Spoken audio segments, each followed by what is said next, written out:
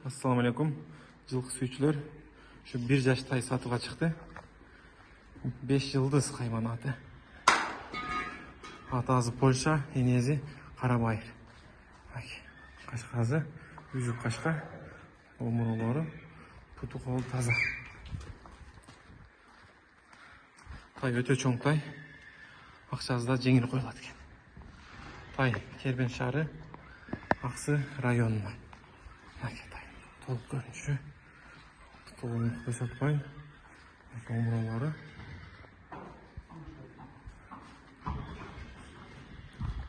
Тай келгенде күзүндө келген. Кол балага алган. Негизи кичине пул керек болуп сатып атыптыр.